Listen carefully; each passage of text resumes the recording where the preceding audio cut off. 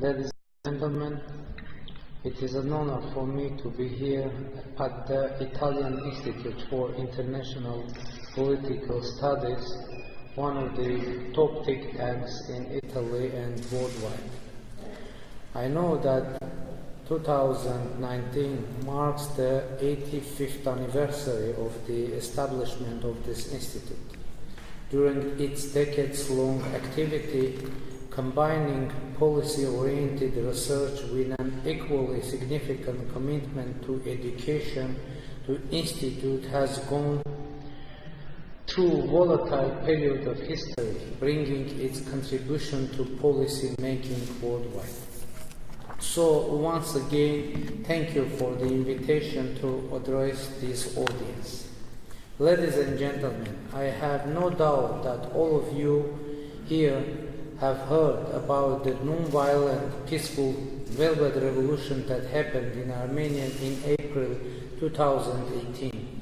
This revolution, being inner-driven without an outer support, was the hope of the Armenian people to reject decades-long era of corruption and fraud to establish the rule of law over the rule of power.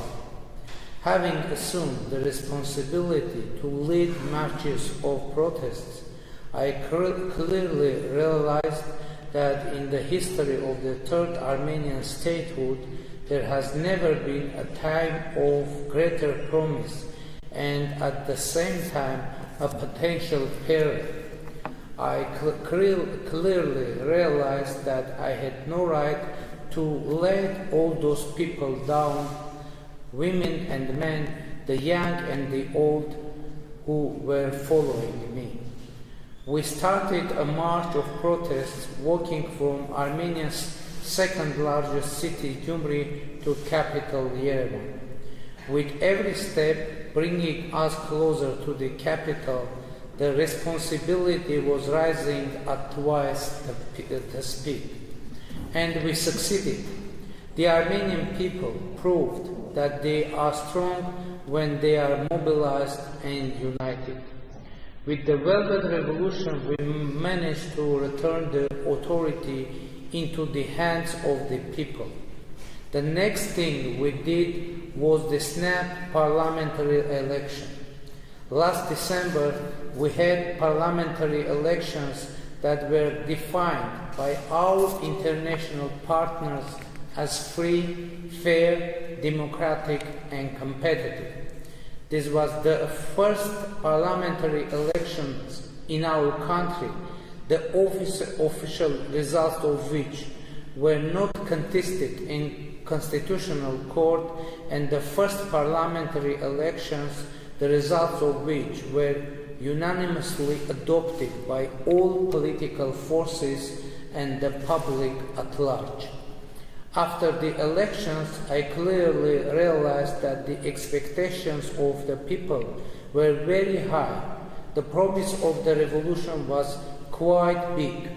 We needed to translate the energy and excitement generated by wide-scale mobilization into the work of building democratic institutions.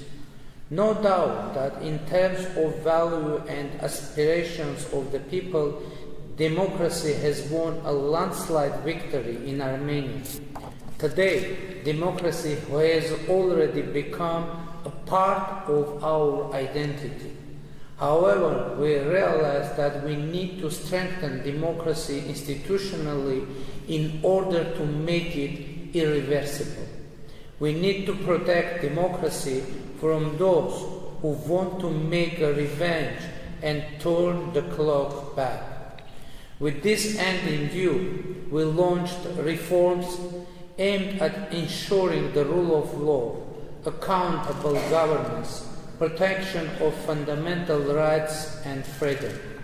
Today, in our reforms, we put emphasis on building our institutions, and the judiciary in this regard is of primary importance.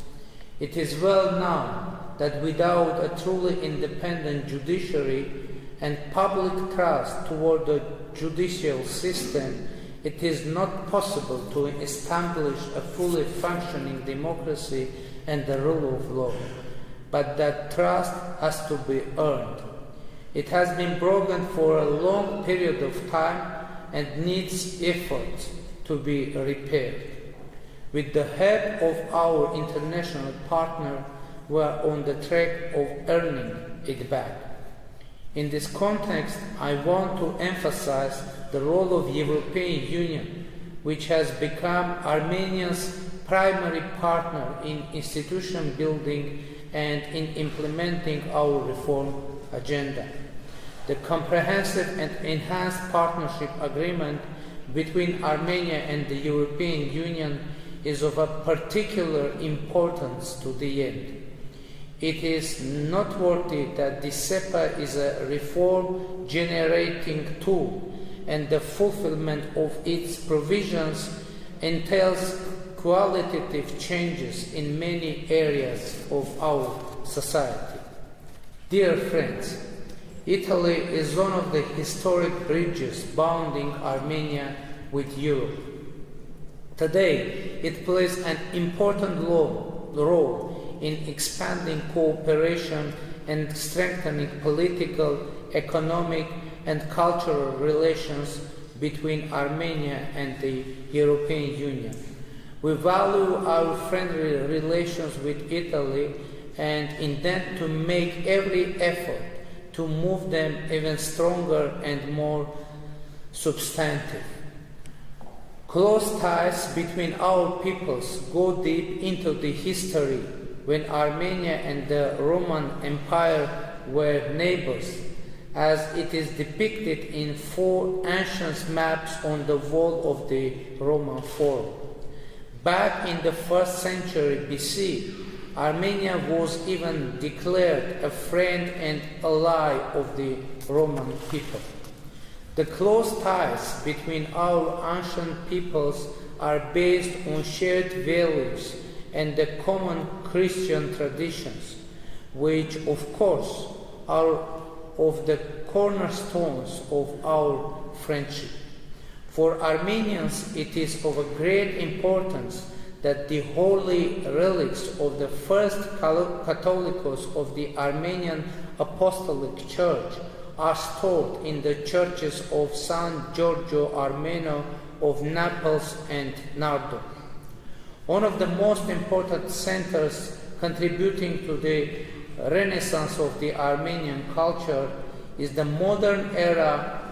In the modern era is the island of St. Lazarus in Venice, where the congregation of Mkhitariyats was founded 3 centuries ago. The congregation, which is still one of the major centers of Armenian studies, played an invaluable role in the enlightenment and cultural development of the Armenian people. It is yet another subject of common pride for us and Italians. This series can be continued indefinitely. Traditional friendship between our peoples have created strong foundation for the development of cooperation between our countries. Today we are determined to do everything possible for further deepening our relations. Trade and economic cooperation is an important component of our relations. Italy is Armenia's second largest trade and economic partner among the European countries. In the first 9 months of this year alone, trade between the 2 countries increased by 14%. The comprehensive and enhanced partnership agreement between Armenia and the European Union and Armenia's participation in the Eurasian Economic Union open up additional prospects for the development of cooperation between our 2 countries. The Armenian-Italian community is undoubtedly another factor contributing to our cooperation. We are grateful to the Italian government for taking care of the Armenian cultural heritage existing in Italy. And last but not least, we are grateful for the decision of the Italian Chamber of Deputies to recognize the Armenian genocide in April this year.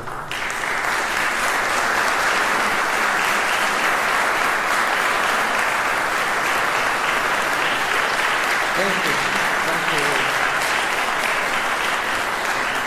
Ladies and gentlemen, all of you here know that Armenia is located in a volatile region with many security risks and challenges. Unresolved conflicts which are producing ongoing tension, an arms race and hate politics are still alive in the South Caucasus.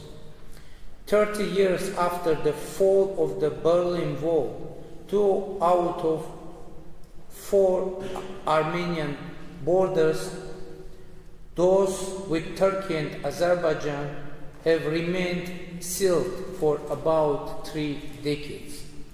By refusing to establish diplomatic relations with Armenia and overtly assisting Azerbaijan against Armenia and Nagorno-Karabakh, Turkey remains a serious security threat to Armenia and the Armenian people, who experienced the first genocide of the 20th century in Ottoman Empire and continue to face the fierce denial of truth and justice.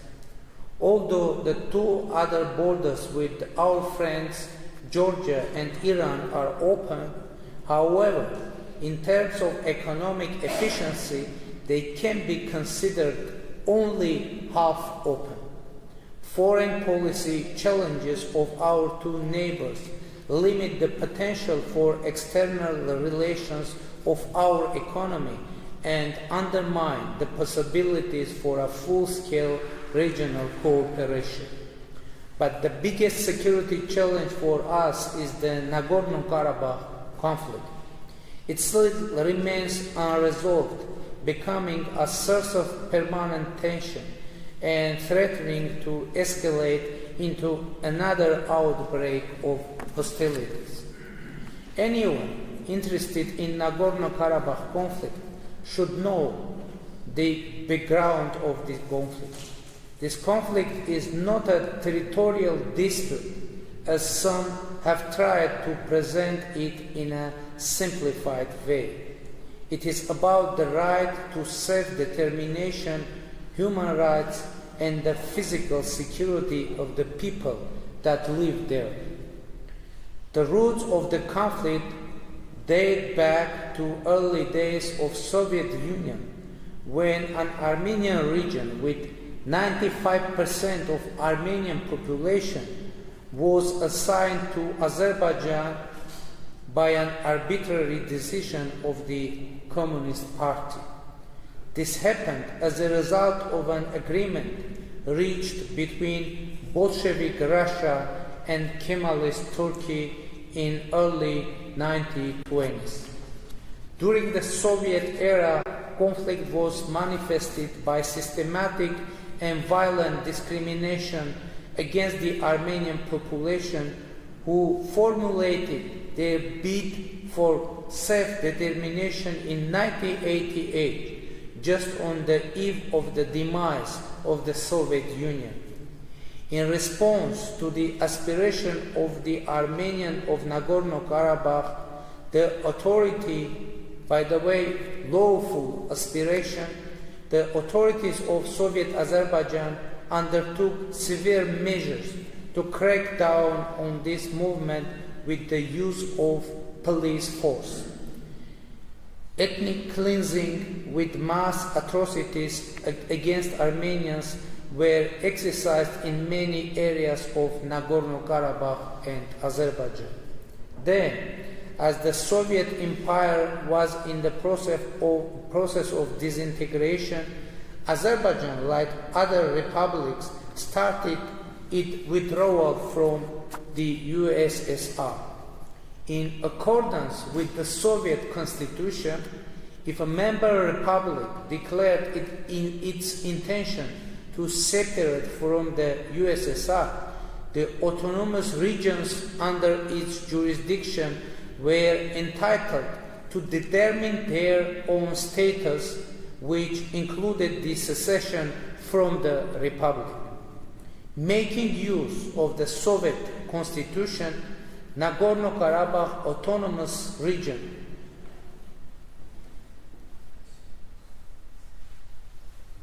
exercised its right to self-determination and to gain independence both from Soviet Union and Soviet Azerbaijan. Nagorno-Karabakh declared independence from Azerbaijan exactly in the same way as did Azerbaijan separating from Soviet Union. This time, Azerbaijani authorities used military force against Armenians of Nagorno-Karabakh. They waged a full-scale war, threatening the very existence of the people of Nagorno-Karabakh. In response to the existential threat, the Armenians, who constituted about 80% of the total population of Nagorno-Karabakh, resorted to self-defense.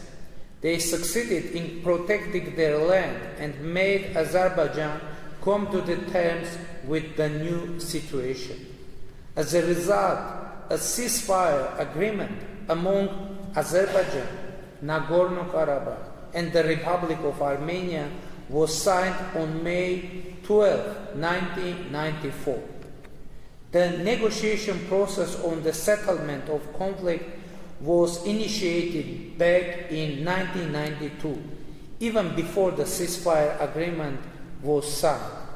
The OSCE Minsk Group, mandated by the international community to mediate the conflict resolution, defined that there were three parties of the conflict, Azerbaijan, Nagorno-Karabakh, and Armenia. This fact was reaffirmed by many international documents of early 1990s. Indeed, for a long time, Nagorno-Karabakh participated as a party of the negotiation process. In early 1990s, even a number of meetings were held between the leaders of Nagorno-Karabakh and Azerbaijan, as well as the Minister of Defense of Azerbaijan, Nagorno-Karabakh, and the Republic of Armenia. By the way, a prominent Italian politician and diplomat, Mario Raffaelli, who rendered a lot of efforts toward normalizing the situation in the region, was the chairman of the Minsk Conference, the first international officer charged to deal with the conflict in early 1990s. Minsk Group meetings, which among the others two parties to the conflict, were also attended by the elected representatives of Nagorno-Karabakh, took place in Rome, in capital of Italy. Unfortunately, despite the decades-long efforts of international mediators, the Nagorno-Karabakh conflict still remains unresolved. What are the reasons behind this situation? First and foremost, Azerbaijani authorities refused to negotiate with the representative of Nagorno-Karabakh. They claimed that Nagorno-Karabakh should be considered an indivisible part of Azerbaijan. But this is really a very odd position. On the one hand, Azerbaijani authorities want Nagorno-Karabakh to be a part of their territorial integrity. On the other hand, they do not want to conduct a dialogue with the representatives of Nagorno-Karabakh. Is this not a somewhat weird? What does this position mean? It means that Azerbaijani authorities, in fact, do not want to negotiate with the people of Nagorno-Karabakh just because they only want the territories but not the people. To be more precise, they want territories without the people. It means that they hope to resolve the conflict by military means, occupy the territory in Nagorno-Karabakh, conduct ethnic cleansings, and get rid of both Armenians and the problem itself. Military solution is not ruled out. That was a typical statement made by President Aliyev of many occasions. Anytime we can solve this issue by military means. That was the statement made by President of Azerbaijan Ilham Aliyev in January 2017 at the government meeting discussing the economic development of the country. We will increase our military power, and I believe that it is one of the most important factors on the negotiation. That was the statement made by President Aliyev on November 5, 2018. On another occasion, on December 17, 2018, he said that, I quote, "Our military forces and our power are the key factors among all factors for the resolution of the Nagorno-Karabakh conflict." End of quote. Indeed, there are many reasons to believe that the Azerbaijani authorities are preparing their society to a war. This is why they are inflaming anti-Armenian sentiments among their people. This is why they are spending enormous resources on armament. This is why the anti-Armenian hate speech has become actually official policy in Azerbaijan. This is why Armenophobia became a state policy in Azerbaijan. I will bring some concrete examples of that policy in action. Any foreigner who visits Nagorno-Karabakh is blacklisted by Azerbaijan. This list already includes more than 850 people. Citizens of any country who bear an Armenian surname or suspected to have Armenian ethnic origin cannot enter Azerbaijan. This was the case with a Bloomberg journalist of US citizenship, Diana Markosyan, who was banned to enter Azerbaijan in 2011. In 2014, this was the case with the Turkish orchestra musician, Refer Noyan, who had an Armenian-like surname. In 2016, it happened with an 8-year-old child, Luka Vartanyan, and in 2018, with an 80-year-old pensioner from Russia, Olga Barseva. In 2017, a woman of Armenian descent with her 4-year-old child was kept in the airport of Baku for 3 hours and then deported. This list can be continued, but probably the most notorious case happened with Arsenal, now Roma player Henrik Mkhitaryan, who missed the final match of Europe League in Baku, capital of Azerbaijan, just a few months ago. Azerbaijani authorities even banned T-shirts with Mkhitaryan's name, and people wearing them were stopped by the police on Baku streets. This policy sometimes has even ridiculous manifestations.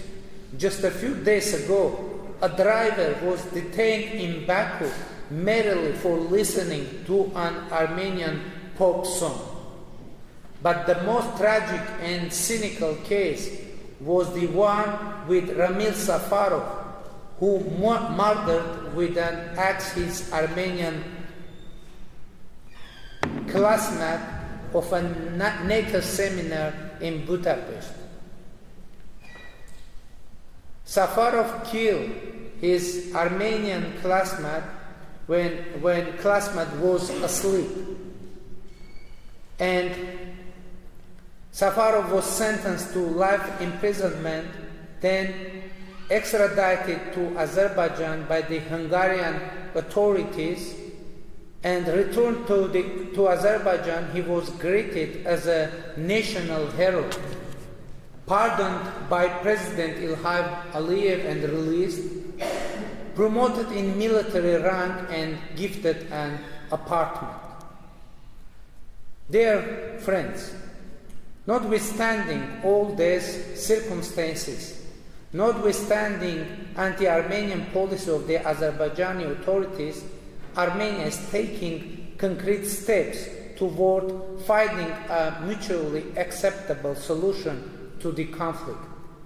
With this end in view, about 1 year ago I publicly stated that any solution to the Nagorno-Karabakh conflict must be acceptable for the people of Armenia, people of Nagorno-Karabakh, and the people of Azerbaijan. I was the first Armenian leader who voiced such a position, and I was heavily criticized in my country for such a formula which places the three parties of the conflict on an equal footing. Nevertheless, I strongly believe that this is the only way to the peaceful and lasting settlement of the conflict, because it offers a possibility for compromise, mutual respect, and balance. In order to move forward, I expected a similar statement from Azerbaijan.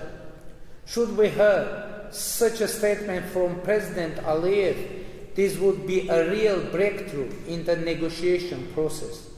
However, the highest authorities of Azerbaijan remain on their position, which aims at a solution of the conflict acceptable only for the people of Azerbaijan.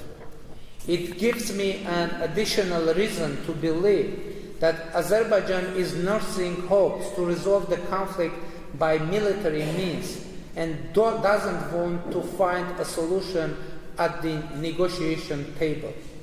However, the Azerbaijani authorities should understand that there is no alternative to the peace talks and the peaceful solution to the problem.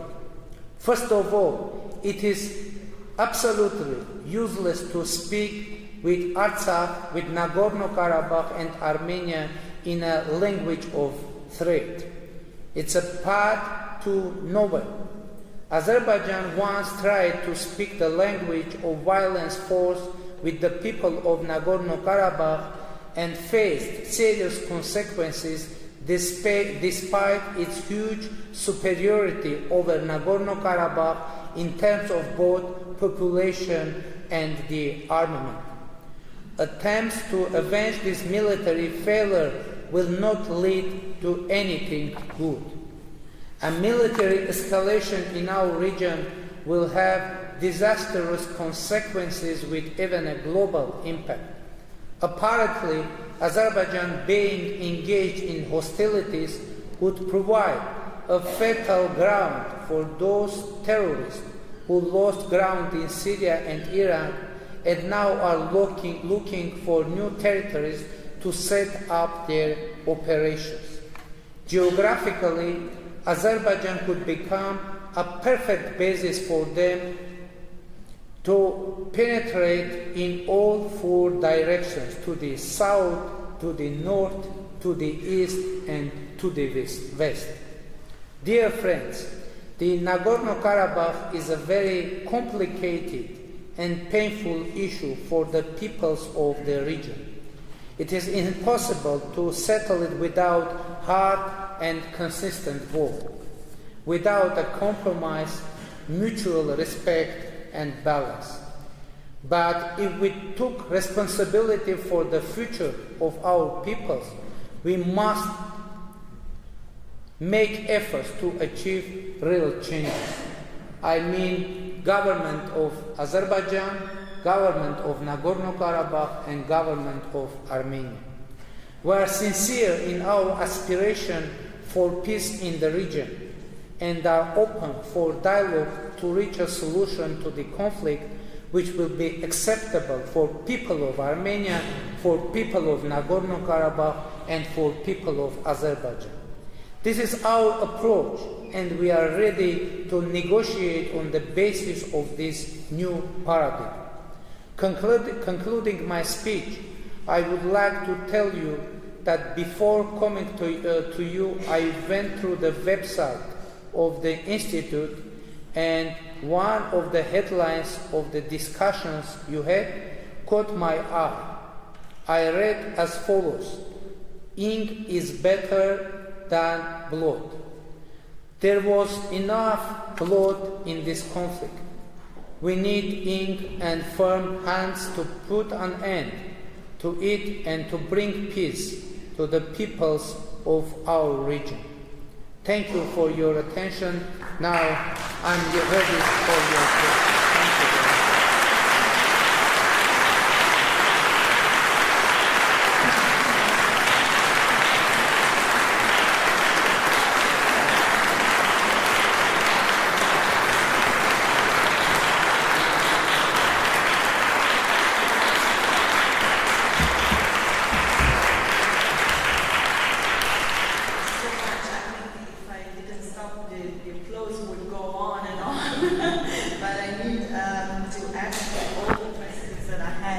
There are many, because there are many issues in your domestic and foreign policy that I would like to tackle.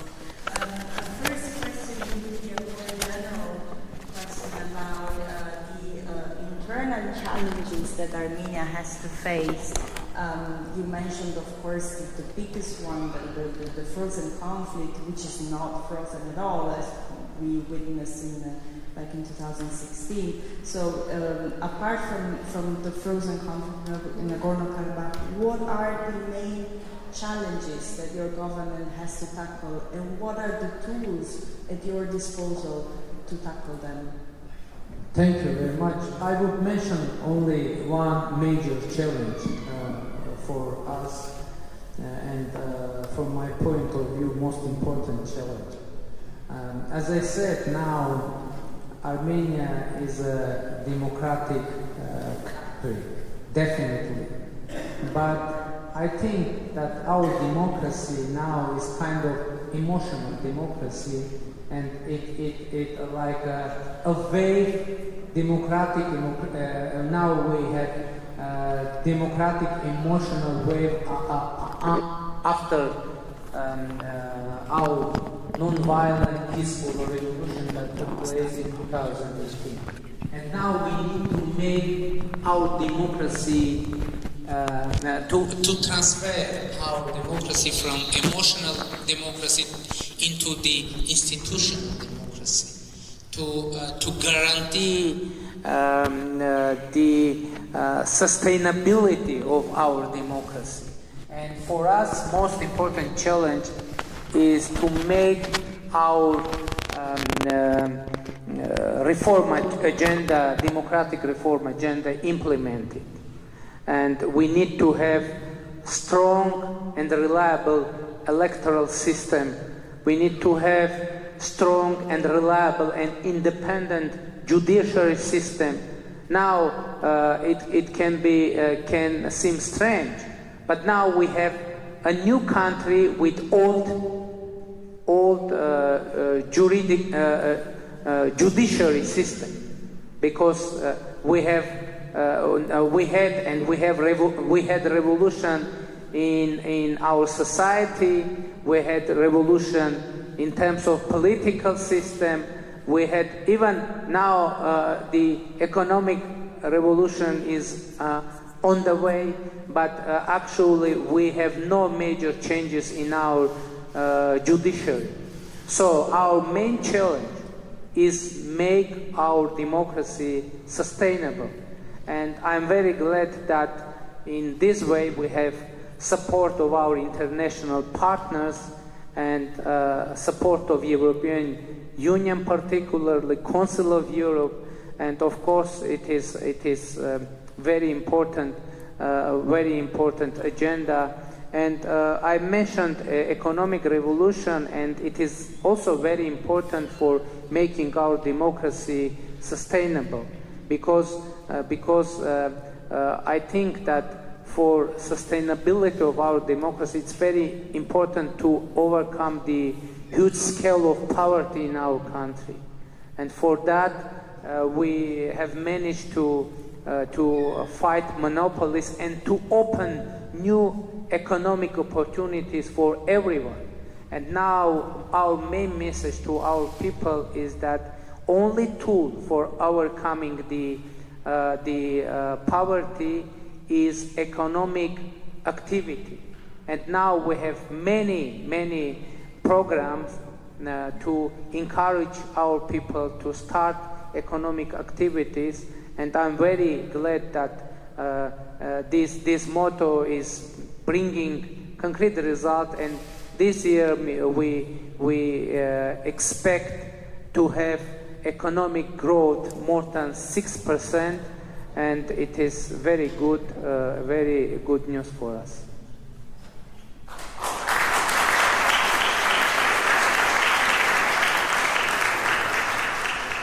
Well, you mentioned the important role that external actors play, and especially the EU, and you mentioned also the SEPA agreement. So I would like to ask you, what are the dimensions that could be improved? What is Armenia expecting from the EU? And linked to this, I would like to ask also a question from a follower on Twitter who's asking about Armenian aspirations to join the EU. Do you think that your country, similar to the neighboring Georgia, has also EU aspirations, or how do you see the relations with the EU evolving in the future? You know that Armenia is a member of the European Economic Union. And in our agenda, we have no question of joining European Union, because we are in the process of economic integration in the European Economic Union. But in terms of democracy and institution building, and we are cooperating closely with the European Union in the framework of SEPA, which is actually a mutual agenda of making a stronger Armenian democracy in Armenia. And by the way, I would like to stress that democracy for us isn't something that was brought or was imported from anywhere to Armenia, because it is very important to understand. Despite I know that many countries or many institutions are very suspicious about the revolution in Armenia, but it is very important to state that it was a totally inner-driven process, totally domestic process, and there was no one foreign force engaged in our revolution. And by the way, my belief is that is the most important reason that we have managed to make this revolution totally peaceful, totally, without any victim, without any violence. And it is very important to understand that democracy is in mind of our people. Democracy is like our national value, and it was showed within our revolution when 100,000 people stood up for democracy, for rule of law, and for fighting corruption, and for making Armenia as a real democracy. And I'm very glad that now Armenia is considered like a hope for democracy worldwide. And I would like to assure you that we will address the hopes of international community for making democracy strong again.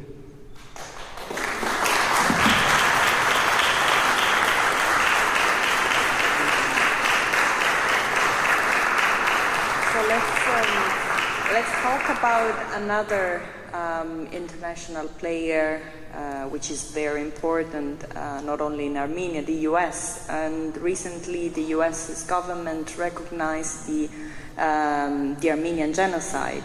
And that was a decision that, you know, it took over 30 years for the US's government to achieve. So how do you evaluate this decision, and how do you think it can impact on the regional equilibrium? Yeah, of course, it is a very important decision, and but I would like to stress that in United States the recognition process was going on for many years because state senates and houses were recognizing the Armenian genocide, and if I'm not mistaken, all 49 states have recognized the Armenian genocide at the moment when House of Representatives recognized the Armenian genocide.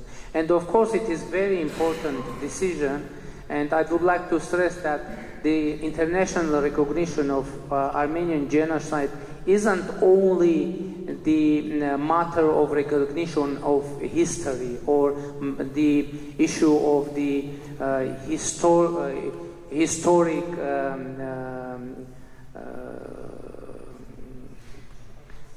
judiciary. Yeah? It's also a matter of security and genocide prevention movement, global movement. And for us it is a very important tool for international security and stability. And of course I hope that this decision of House of Representatives will trigger a new wave of international recognitions worldwide of Armenian genocide, because I think it is very important for prevention of possibly future genocide in our contemporary world. And you can see what's going on in Syria, what's going on in Near East. It is we had there some expression of genocide-like actions against Yazidis.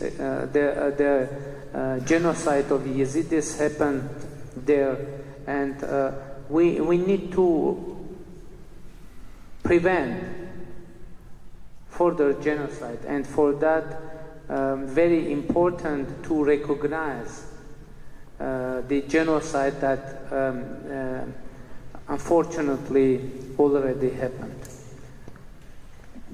And in this decision in the US, we saw that the Armenian diaspora played a great role, especially some members of the diaspora, of course, the most famous being Kim Kardashian. So my question now would be, how do you evaluate the role of the diaspora worldwide, and whether you have some programs for the return of some members of this diaspora, also considering the demographic problems facing Armenia? Yeah, great repatriation is a very important point in our government program, and we hope to be able to start such a process to bring Armenians back to Armenia. But you know, it's very important to understand that it isn't. We don't mean that all Armenians should always live in Armenia, because in contemporary world it's very important for everyone to be able to move around and go to the different countries. But for us, it's very important to bring some Armenian investment to Armenia as well, and of course bring many people to bring back many our compatriots to Armenia, because now we opened new opportunities and we created new situation and atmosphere in our country. And by the way, the number of the Armenian citizens seeking asylum in the European Union decreased tremendously after our revolution, and it is very concrete fact that now Armenia is much more attractive for Armenians to live in. And by the way, you mentioned Kim Kardashian. Recently she visited Armenia and she said, not this time, before that, this time she came with children but unfortunately Kanye didn't visit, and she came to baptize her children in Armenian church, and I met with her, and she said that is intended to start a business and to make investment in Armenia, and I think it is very good news, and we hope to have Kim Kardashian in Armenia, not only like a TV star, but also as an investor, which will be very good advertisement for Armenian investment for making investment in Armenia. Well, she is a businesswoman, so why not? I would like to ask also about relations with Turkey. You already mentioned that the relations remain problematic, but I would like to ask whether there are some concrete prospects for normalization in the future, and how the EU could help Armenia and Turkey achieve a normalization in their relations. You know, I said already that unfortunately our border with Turkey is closed. But the question is, who closed this border? Actually, this border is open from Armenian side. It is closed from Turkish side. And we have very strange situation, as Armenia announced we are ready to start diplomatic relations with Turkey without any preconditions. And the problem is that Turkey ties relation with Armenia with Armenia's relation with Azerbaijan. And it is very strange situation when the relations of two countries are connected with the relations of Armenia with the third country. And it is quite strange situation, and as I said, Armenia is ready to start diplomatic relations with Turkey without any preconditions.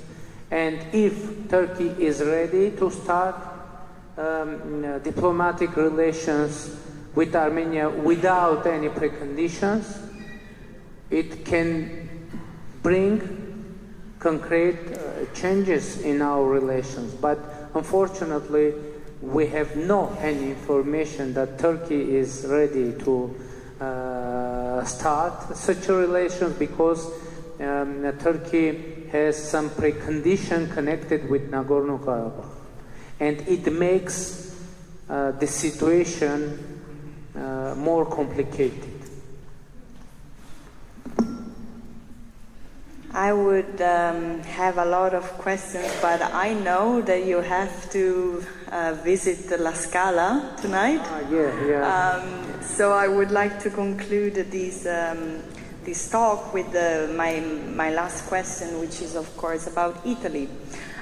You mentioned the great historical and cultural ties that unite our countries, despite the results of the Euro 2020 match a few days ago. I hope you still like us.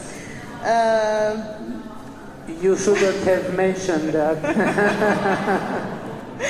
You have to know that I was rooting for Armenia, I swear. So I would like to ask about the relations between the two countries. What are the dimensions that could be strengthened? What could Italy do in particular for Armenia? Invest in Armenia, first of all. And recently I'm very glad that during last month we have 2 Italian companies and in Armenia started activities in Armenia, one in textile, another in ceramics, and it is very important move, and we hope to attract some investment from Italy to Armenia, because it is very, I've mentioned about the European Union, because due to some troubles, economic troubles, sanctions, etc. with Russia, and Italian business could invest in Armenia to have easy access to the Russian market, to the market of European Economic Union, and of course, we hope to have more economic ties with Italy. But I should mention once again that Italy is the second biggest trade partner for Armenia in European Union. But we hope, and this year, only this year, we have 14% of growth in bilateral trade. But we hope Italy to become first trade partner, economic partner in European Union, but not in expense of other partners, but in the process of growing our economic ties and relations. And one more time, I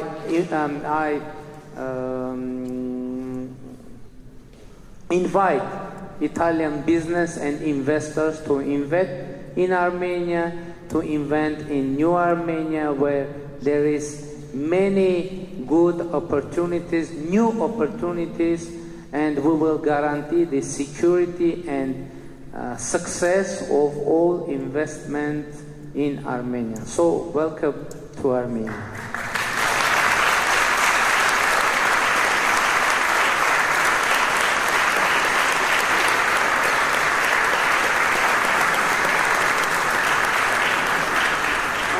I can personally say, apart from safety of investments, also great food and very warm people are guaranteed in Armenia. And on this, I didn't want to mention food and wine, Armenian food and wine in Italy, to be diplomatic, you know. But I'm very glad you mentioned that. I am a testimony. You have great cognac and great food and great people above all. And on this note, I thank you once again for being our guest, and it was a real honor for us to have you here. And wish you all the best for this new Armenia's undertakings, and of course enjoy La Scala tonight. Thank you very much. Thank you.